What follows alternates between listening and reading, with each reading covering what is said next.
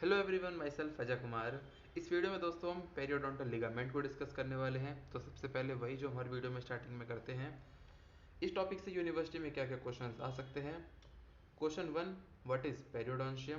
Question 2, describe in detail the structure of periodontal ligament. और इसी question को कैसे लिखा जा सकता है, discuss the cells and fibres of periodontal ligament. And third question, describe the functions of PDL. तो चलिए वीडियो को स्टार्ट करते हैं।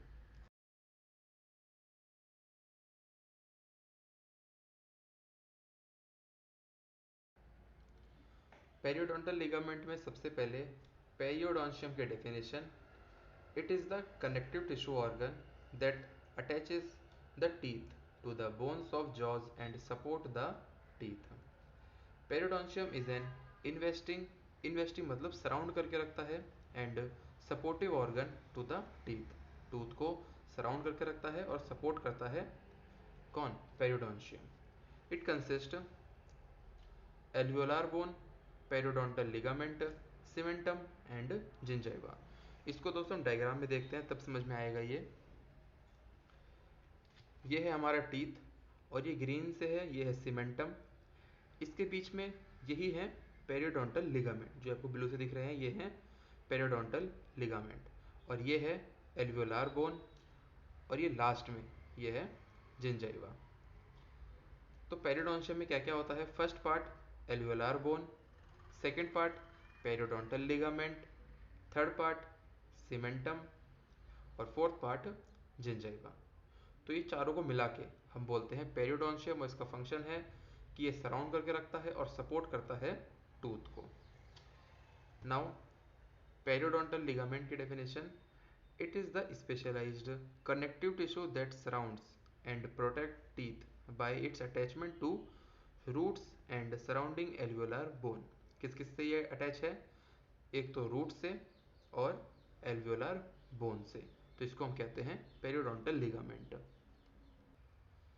Now structure of periodontal ligament, structure क्या क्या होते हैं, तो it consist mainly three elements.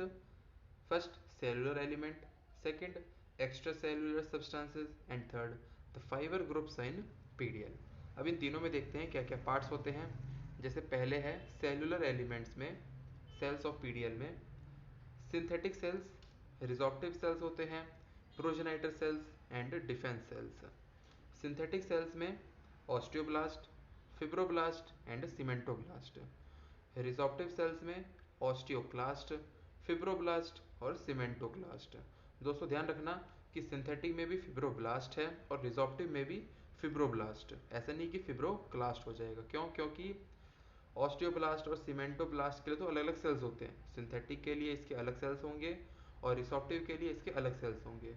लेकिन फिब्रोब्लास्ट एक ऐसा सेल है जो सेम होगा और जरूरत पड़ने पर कभी सिंथेटिक बन जाएगा और कभी रिसॉप्टिव, यानी कि इस सेल के पास ड्यूअल फंक्शन होता है, इसलिए नेम भी सेम है। इसके बाद progenitor cells, epithelial rest of Malassez. Defence cells में mast cells, macrophages and eosinophils. Second है extra cellular substance, ground substance होगा और interstitial tissue. Structures present in connective tissue में blood vessels, veins, lymphatics, nerves and cementicles. और fibres होते हैं collagen fibres, Sharpey's fibres, elastic fibres, reticular fibres, oxytalan fibres and indifferent fibre plexuses. Plexuses यानी network. तो one by one discuss करते हैं। तो सबसे पहले था cells of PDL. Cells of PDL में सबसे पहले कौन से थे, सिंथेटिक सेल्स। अब सिंथेटिक सेल्स का कैरेक्टरिस्टिक क्या क्या है कि ये रिच होंगे राइबोसोम्स में, rough endoplasmic reticulum and Golgi apparatus. ये जितने भी सेल्स हैं ये सारे के सारे एग्जिबिट करेंगे लार्ज ओपन फेस्ड और vesicular nucleus with prominent nucleoli and an abundant cytoplasm. अब इन तीनों को हम डायग्राम में देखते हैं, ऑस्टियोब्लास्ट, फिब्रोब्लास्ट और सीमेंटोब्लास्ट को। ये है एल्वियोलार बोन, ये इधर वाला रीजन, और इधर वाला रीजन है सीमेंटम, और ये बीच वाला है पेरियोडोंटल लिगामेंट। अभी हमने डायग्राम में भी देखा था कि सीमेंटम यानी कि रूट से और बोन से जो फाइबर्स अटैच हो रहे थे वो क्या थे, पेरियोडोंटल लिगामेंट। अब ये है एल्वियोलार बोन की पेरिडोंटल सरफेस और ये है सीमेंटम की पेरिडोंटल सरफेस। तो जो एल्वियोलार बोन की पेरिडोंटल सरफेस पे सेल्स होंगे उन्हें हम बोलते हैं ऑस्टियोब्लास्ट, और जो सीमेंटम की पेरिडोंटल सरफेस पे होंगे उन्हें हम बोलते हैं सीमेंटोब्लास्ट, और जो पेरिडोंटल लिगामेंट के फाइबर्स में होते हैं उन्हें हम कहते हैं फिब्रोब्लास्ट। ये क्यूबॉइडल शेप के होते हैं, इर्रेगुलर, ये इर्रेगुलर शेप के हैं, और ये स्टिलेट शेप के होते हैं। तो वन बाय वन हम इसको देखते हैं।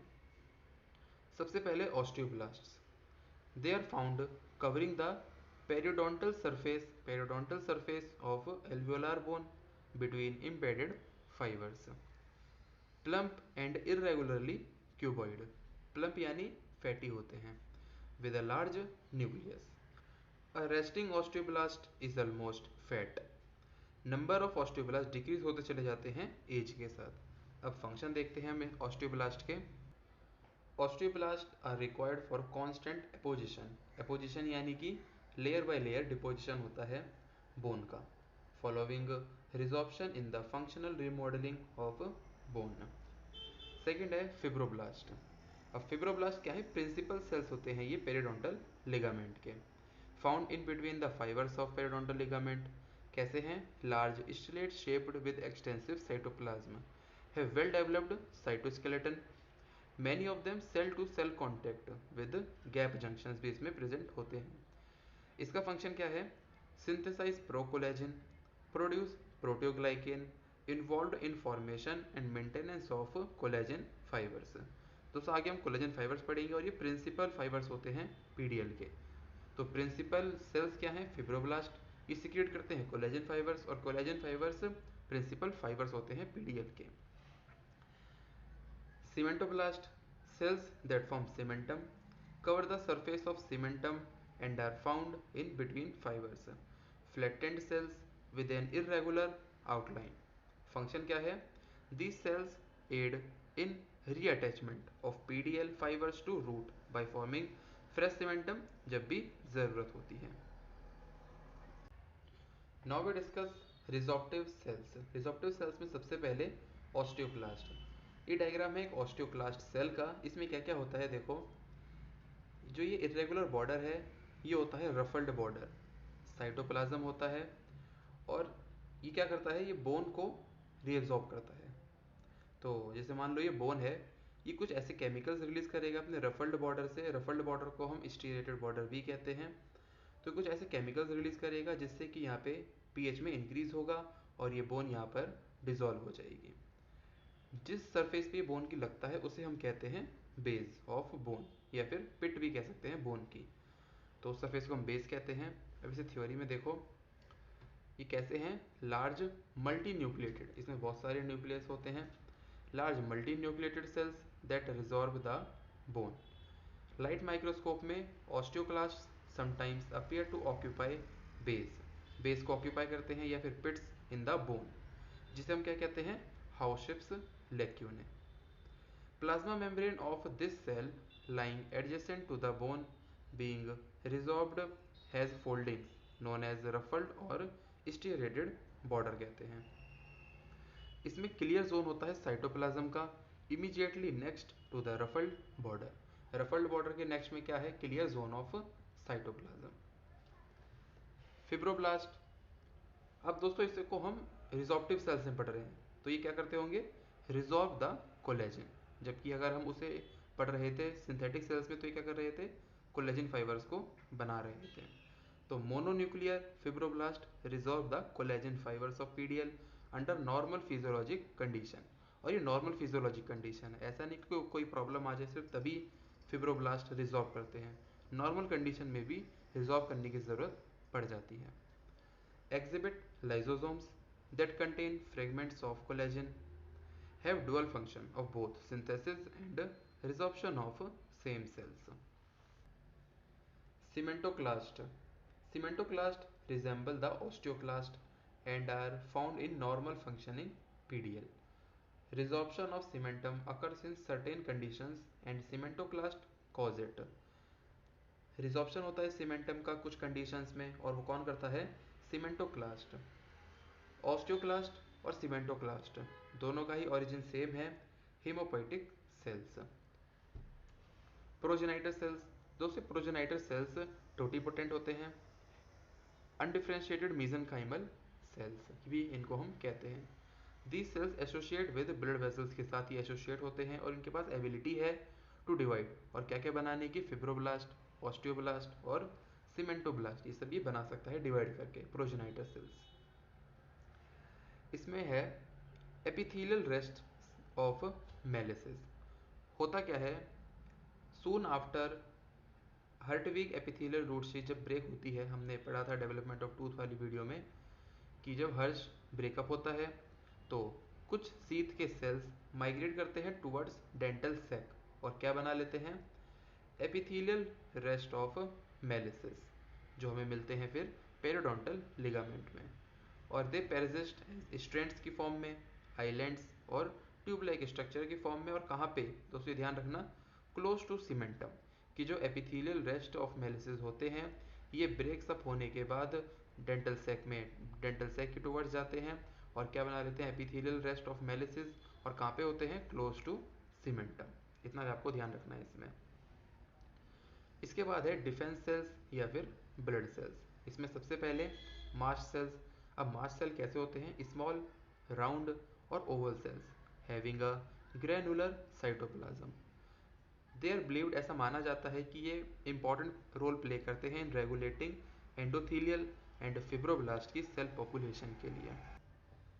मैक्रोफेजेस, मैक्रोफेजेस दोस्तों adjacent to blood vessels located होते हैं और इनका जो न्यूक्लियस होता है वो किस शेप का हो सकता है, हॉर्स शू या फिर kidney shaped, with a dense लेकिन अनइवन लेयर ऑफ क्रोमेटिन होता है peripherally. Contain phagocytosed material in their cytoplasm. PDL में दे हैव डुअल रोल, क्या क्या, phagocytosing dead cells, secreting a growth factor that regulates the proliferation of adjacent fibroblast। अब देखते हैं हम extra cellular substance of periodontal ligament में सबसे पहले है ग्राउंड सब्सटेंस। अब ग्राउंड सब्सटेंस में क्या कंटेन होता है, ग्लाइकोप्रोटीन्स, प्रोटियोग्लाइकेन्स और 70% water. Space between cells, blood vessels and nerves कौन भरता है पेरियोडोंटल स्पेस में, occupied by ground substance। Ground substance helps in transportation of materials from and to the cells। अब इसमें प्रोटियोग्लाइकेन्स को हम स्टेन कैसे करते हैं, तो वो स्टेन है हाल्सियन ब्लू एंड टॉलवेडिन ब्लू। ग्लाइकोप्रोटीन्स को एसिड स्कफिस स्टेनिंग से, PAS। तो ये दोस्तों ध्यान रखना है ये दोनों स्टेन के नाम को। इसके बाद interstitial tissue, it contains blood vessels, nerves and lymphatics। PDL has its main blood supply from branches of superior and inferior alveolar arteries। 4 types of nerves endings होती हैं recognized in PDL, कौन कौन सी, free nerve endings, second Ruffini corpuscles, third coiled type, इसका function clear नहीं है इतना, और fourth spindle type.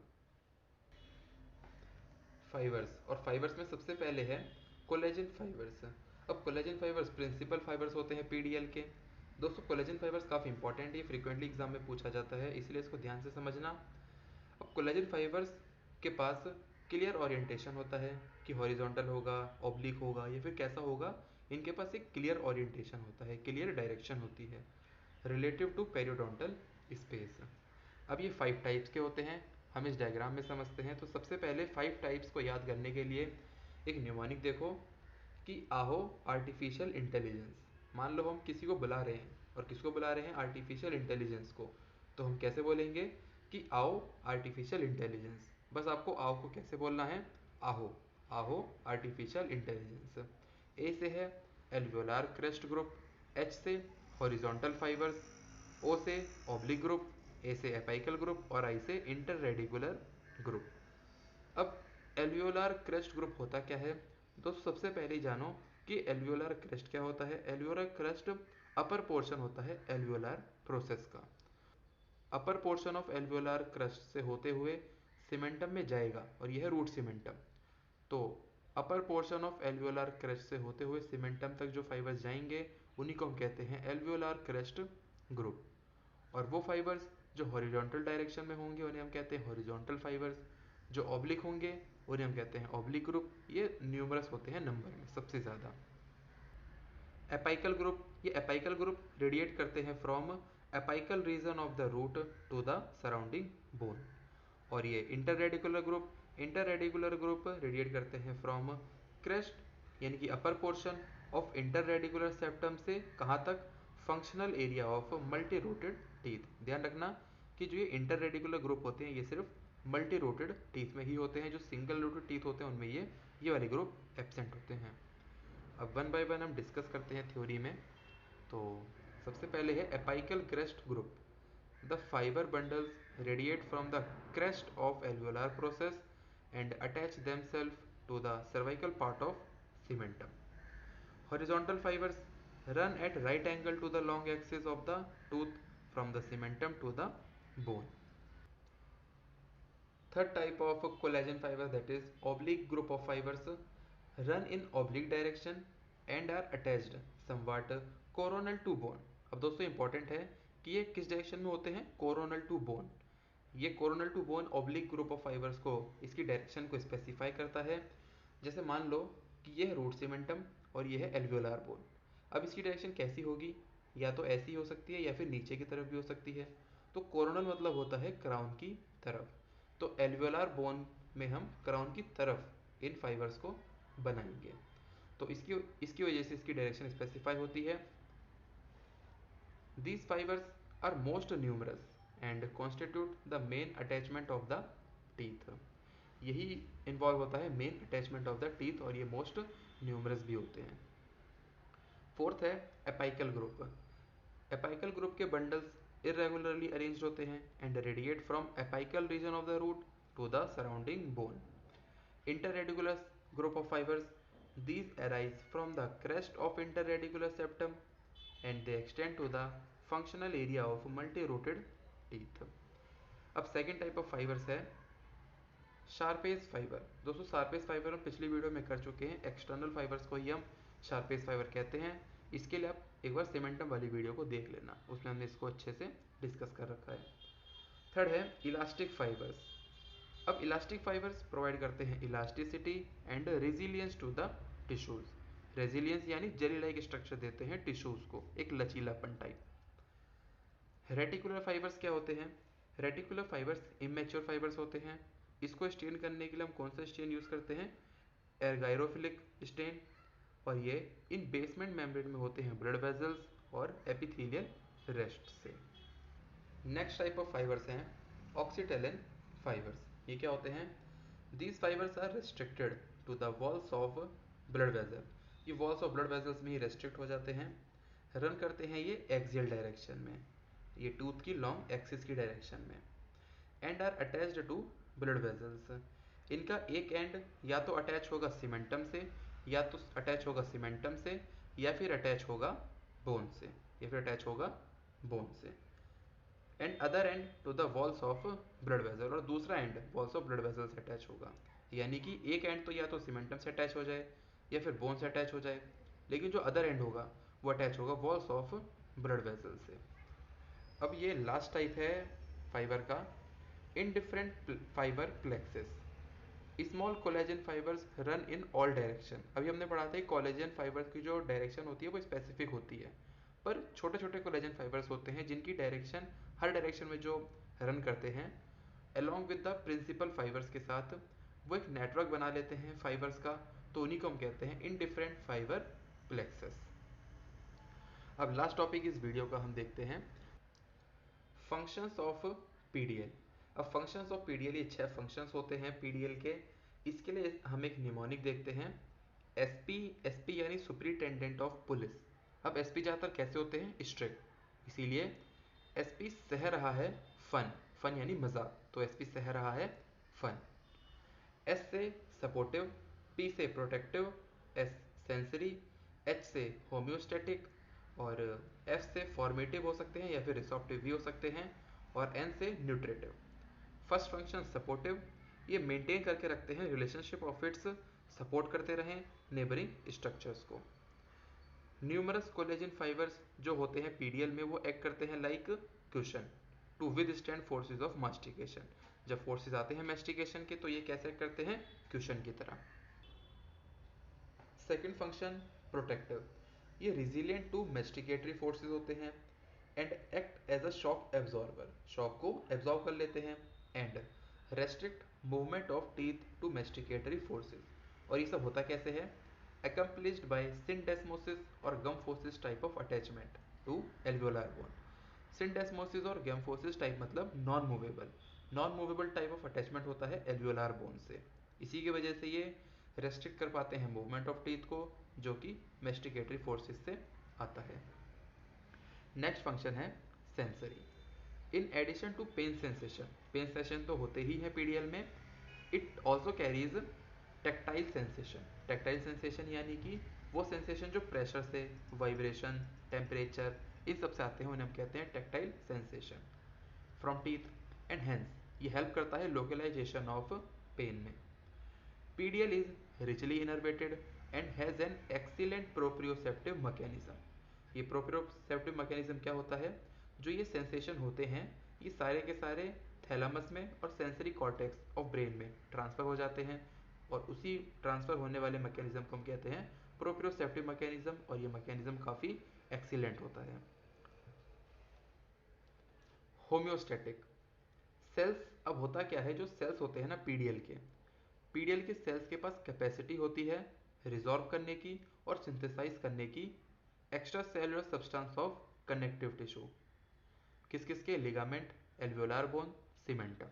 यानी कि जो सेल्स हैं पीडीएल के वो रिजॉर्व भी कर सकते हैं और सिंथेसाइज भी कर सकते हैं extra cellular substance of connective tissue, ligament, alveolar bone और सीमेंटम के। अब ये जो रिजॉर्व और सिंथेसाइज का जो बैलेंस है, अगर ये डिस्टर्ब हो जाए तो जो क्वालिटी होगी टिश्यूज की वो भी चेंज हो जाएगी, जिसकी वजह से क्या होगा, progressive destruction and loss of extra cellular substance of PDL. और जो लॉस होता है ना दोस्तों, ये ज़्यादा प्रोमिनेंट होता है बोनी साइड में देन ऑन सीमेंटम साइड, जिसकी वजह से क्या होता है, loss of attachment between teeth. जैसा कि हमें देखने को मिलता है स्कर्वी एक ऐसी कंडीशन है जिसमें जो ये बैलेंस होता है डिस्टर्ब हो जाता है, और स्कर्वी कब होता है, when vitamin C is deficient in diet. Formative या फिर resorptive, cementoblast and osteoblast found in PDL space, ये क्या बना सकते हैं, सीमेंटम एंड बोन रिस्पेक्टिवली। और ऑस्टियोक्लास्ट और सीमेंटोक्लास्ट ये रिजॉल्व कर सकते हैं बोन और सीमेंटम को। Nutritive, PDL has got blood vessels that supply nutrition to cementocytes within cementum and other cells को भी पीडीएल स्पेस में। तो दोस्तों ये पूरा हुआ हमारा पेरियोडोंटल लिगामेंट। अब अगली वीडियो में हम ओरल म्यूकस मेम्ब्रेन को डिस्कस करेंगे। अगर आपको वीडियो अच्छी लगी तो चैनल को लाइक सब्सक्राइब कर देना, और दोस्तों इस वीडियो को जितना हो सके उतना शेयर करो। मिलता हूँ अगली वीडियो में, तब तक के लिए गुड बाय।